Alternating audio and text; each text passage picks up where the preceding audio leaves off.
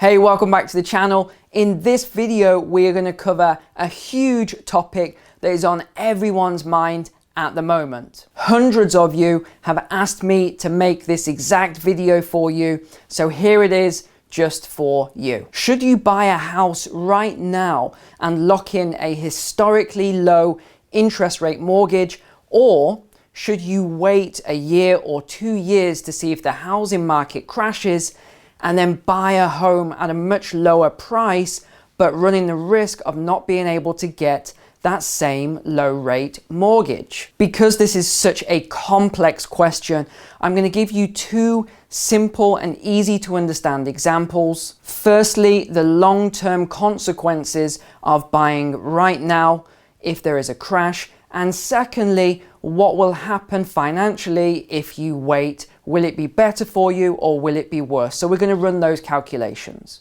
After this, I'll then give you my personal opinion of what I would do were I in your position based on the calculation and the analysis. So if you get lost at any point as we go through, just drop a comment below, ask a question, and I'll do my best to answer it for you. But please do yourself a massive favor, firstly, by actually being one of the 20% of people that watches videos through to the end. In my last housing market video, I predicted exactly how and when the next housing crisis will occur in Northern America and other European countries such as the United Kingdom. So I'll be using that timeline again today for this analysis. I'm also going to assume that you have a good, stable job, an excellent credit rating of 720 or above, and you have a large down payment of, say, 20% or more available to put down on a house right now. So let's run some example scenarios now then, and just for simplicity and ease, I'm going to use a nice round number of 250,000, and we'll use dollars because it's a lot easier, and 95% of my subscribers actually use dollars, so we'll use dollars as opposed to pound sterling or euros or any other currency. So we'll begin then with option one, which is to purchase a house right now in this quarter, and we'll start with the negatives. There's a high risk of your home dropping in value over the next 12 months. So let's say you purchase that home for $250,000 and home prices drop by, let's say, for example, 20% over the next 12 months. What that means is that your $250,000 home is now only worth $200,000, thereby losing you $50,000 worth of equity in your home. And as a side note to this, I personally believe that big cities, and the closer you are to the bigger the city, the higher the drop will be, versus the suburbs. And this prediction I made has already started to become accurate and come true now. We're already seeing that the suburbs are holding up much stronger than the big cities, which are starting to have drops. Positives then. If you buy right now this quarter, you could lock in a historically low interest rate percentage of 3% or less on, say, a 20 or 30 year fixed rate, which is a huge win. There has never been rates like this in modern history. So this would be a huge win for you, especially if you keep the loan for the term of the mortgage without touching it. If you've already been pre-approved, you will instantly become a homeowner, and each month you'll be paying down your own mortgage as opposed to giving rent to a landlord who will be paying down their mortgage. Let's look at option two now then. This is where you wait, you don't purchase a home this year, you wait until, say, 2021 or 2022 to purchase your home. Negatives. If you wait and you purchase, say, next year, you could, and I'm not saying you will, but you could lose that opportunity to get that low interest rate, fixed rate mortgage for the next 20 to 30 years because rates could go up. However, it's also possible that the rate could still be available in 2021, 2022, but you would need to get pre-approved again. But there's also the flip side that if rates do go negative, then you could even get a lower rate. And again, I'm not saying you will, but it's also a possibility. But your main risk factor of waiting is that you could lose this amazing interest rate that is available right now. And as the old English proverb goes, a bird in the hand is worth two in the bush. Next year, you could also lose your job, or something could happen to ding your credit rating, dropping it lower, and you not then qualifying for the mortgage. You will also not own your home, and you'll be giving that money every single month to the landlord as opposed to paying down your own mortgage. Positives then. There is a very high chance that your $250,000 home that you want to purchase right now could drop quite significantly in the next year or two, therefore saving you a very, very large amount of money on your home purchase. Before we run the actual numbers then, we need to take a side step right now to look at the other variable here, which is the analytics around the interest rates and how they could possibly rise or fall based on historical data. So I'm going to switch to my laptop right now then, and we're going to look at the share screen at the interest rate rises and falls of the Federal Reserve and the Bank of England, which tend to closely mirror one another. Before I do that, I just want to let you know that today's video took a huge amount of research, analytics, mathematics, and running dozens and dozens of variables and examples just to get these two typical examples here that I'm giving you. So all I ask in return, if you're a subscriber of mine, would you please click the like button below now so that the YouTube overlords will actually rank my video, and that's all I ask in return, so thank you so much. Okay, so here we are on screen now then, and I'm using macrotrends.net for this data. I'm going to just switch this as well to all years. And what we're looking at here are the interest rates from the Federal Reserve going right back past 1960 here. Okay, so we've gone back to 1954. And what you can see, and here's the key bit of data. So if I click this button here, this is where the magic happens. So now what we're looking at are the recessions. And it's very interesting. If you look at these grey bars here, this shows recessions. What happened here? This was the housing crash of 08. Look where the rate was. The base rate was just over 5%, which then had to come down to almost zero here in order to stimulate the economy again. And you can see it didn't start going up again until we got into 2016, 2017, when the Fed started raising this rate. And they didn't have the chance to do what they did back in the 70s, where they could get rates really high again to stimulate the economy. So this is what happened. We've now had this crisis and we've gone down to zero. We're down at 0.05% right now. Now, if we switch to the Bank of England chart, so here we are on the official Bank of England website, which shows the interest rates, shows the current base rate.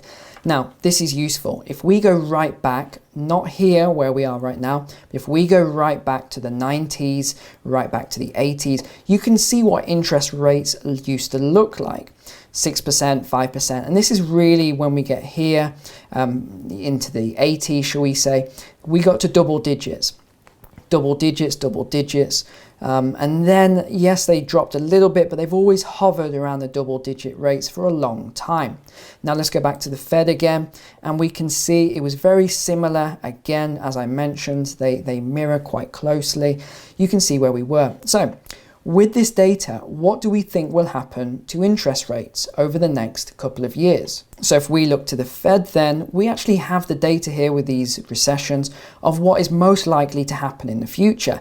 Now, I must add the caveat, the past history does not equal the future, but it does give us a good indication.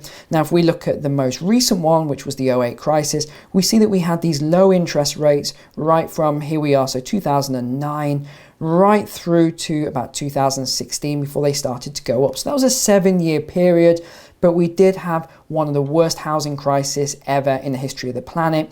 So I think personally, this crisis will dictate the interest rate based on how hard the house prices fall. So based on, let's say, a 20% fall, I think it's going to be 2 or 3 years before interest rates start to go up. I would put it at about 3 years, possibly 4 years before we start to see anything significant. But again, this would just be my best guess. I don't think there's an economist on the planet that could accurately forecast this because there are just too many variables right now with what's happening in the global economy. Now that we've looked at the risk and the chances of interest rate rises, we can now go and look at the analysis and do the calculations. For these examples, I'm not including property taxes, home insurance, or HOA fees if applicable, and I'm going to assume that you have a 720 credit rating or higher. We're also going to assume that you're going to put 20% or more down so that you don't have to pay PMI, which means private mortgage insurance, which is just basically money down the toilet. The reason I'm making assumptions with these examples is otherwise we could really go down the rabbit hole here, and I already did, and I ended up with hundreds of different variables based on each person. So what I'd say is that we'll do a simple example and then you can adjust this based on your own personal situation. So let's go back to the first example again now then. Let's say that you buy that $250,000 house then, and you get a fixed rate 20 to 30 year mortgage at just an amazing 3%. Your home would cost you $250,000 with a 3% down, which is $843.21 as a monthly payment. And remember, I'm not including anything other than the mortgage payment here. After 2 years, your mortgage balance, so this is what you still owe, would be approximately, just roughly, $191,000. But if there was a housing crash within this period of, let's say, 20%, your $250,000 home is now worth, say, $200,000. Remember, you have a mortgage outstanding of $191,000 and you already put down $50,000 as a down payment. So the true figures are that you bought the house for $250,000, you put down $50,000 plus $9,000 worth of capital repayment and still owe $191,000 on a home that's now only worth $200,000. That means in theory, you've just lost $50,000. That's it, gone. $50,000 gone, just like that, just through a property crash. But I say in theory because you only lose that money if you actually sell the house. As long as you don't sell the house, you're only carrying that loss on paper or in your own mind. At the end of 30 years, if you don't make any changes to the loan, you just pay every single month, you would have paid in interest $103,554.90. So let's look at example 2 now then, and we'll say that that $250,000 house today is worth $200,000, for example, in a year's time, and that's when you purchase the house. Again, let's just be conservative with the figures and say, rather than a 3% interest rate that you get for your mortgage, you get a 4%. So it's not quite as good because it's a year later and certain things don't go, the way you planned them to. So you pay a little bit more on the interest rate. And you again put 20% down, which rather than being $50,000 is now only $40,000 down. Your home now costs you $200,000 on a 4% interest rate, which means you have a monthly payment of $763.86. So already your mortgage is now $79.35 less than it would have been had you bought the same home a year earlier. Your mortgage balance would also be not $191,000, but it's now $154,000. Your total interest paid over those 30 years would be $114,992.21. And I hope you've just hit the like button for me remembering all these calculations, because that's crazy. When you compare option 1 to option 2, for me, it's pretty obvious what the decision is, but it's completely your choice. With option 2, you won't have lost that $50,000 down payment. And yes, you may have a slightly higher interest rate, but your monthly payment will be lower anyway. And you won't have lost that fictitious 20% of your home value, so you would still have a net gain of $40,000 when you calculate everything in. But on the downside, if you only make the monthly payment for the next 30 years, you will pay an extra $11,437.31 in extra interest, which is still a lot less than the potential drop in value, but it's still something you have to factor in when you're making your calculations. So remember, this isn't financial advice from me to you. This is just an example, and you've really got to do your own research and make the decision that's right for your personal situation and your family's situation. But with that said, let me just give you my recommendation. If I were in that situation, what I would do right now. Firstly, for many of you who have been following me for a couple of years, you'll know that I sold all of my rental properties. I only have one rental property left, which is in the UK. And the reason for that is because my models that I've been forecasting for the last couple of years show that house prices are overvalued by at least 35%, up to 40%. And again, this isn't just my models that are saying this. Even if we go off the CPI, which is the Consumer Price Index, this also shows a similar variation of approximately 35%. It does alter from time to time, but similar, we could look at GDP as well, and this shows a similar number of about 35%. And if you're a finance geek like I am, and you like to read these very complex papers that come out, sometimes by Nobel Prize winning economists, you'll see that even, for example, the IMF also put house prices in Europe specifically at 35% overvalued in the last few years. But personally, I think that in most Western countries, we'll see a drop of anywhere from 10 to 20%, just as an average. But I do think that some places will be hit as much as 40%, but this will be geographic. It won't be the same across every area. The housing market is regional. That's something you've got to understand. That's why I made the distinction between big cities, in the center of big cities, versus the suburbs, is something you have to take into account. Either way, putting all that to one side, it's completely obvious to any economist that the housing market is in a huge bubble. And what happens with all bubbles? Eventually, they pop. Whichever way you look at this, you're always much safer if you're making this house purchase as your family home. As long as you don't intend to sell the house in the next decade, for example, you'll be fine. And even if you do sell the house and you move to a different house, it's probably going to be a similar home, I'm guessing, for most of you. So guess what? That house that you're moving into probably was affected in a similar way. So even if your house does drop in value, the house you're probably going to buy in the future may also drop in value as well. But then you've also got to take into account the variable we mentioned, which is interest rates.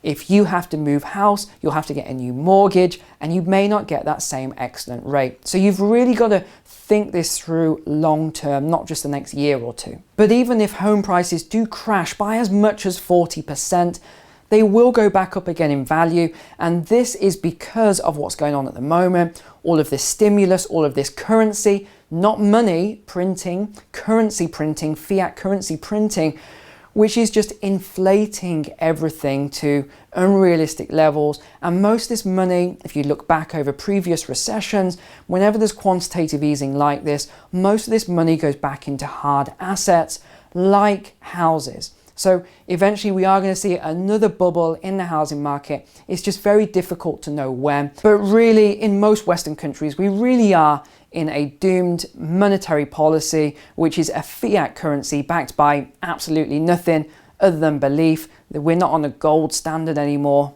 So all of this currency is just pieces of paper controlled by a wealthy elite. All right, so let's get into the conclusion now then, and I'll give you my final bits of advice if you are a home buyer. So personally, if it were me, I was in your position. If you do go forward with a purchase right now, just make sure that you get a low fixed rate interest rate of 3% or less. If you're over 3%, again, very sketchy because you're going to outweigh any benefits of going forward with a low rate. But just make sure that you fix it for 20 or even better 30 years. So if there are any problems and you make a mistake with your purchase, in 30 years, the home price will have gone up anyway and the money will have been inflated away. So you'll be, mortgage free on a property that hopefully at that time everything will be good again. But whatever you do, do not get caught out by any of these variable rate loans, also known as ARMs, adjustable rate mortgages.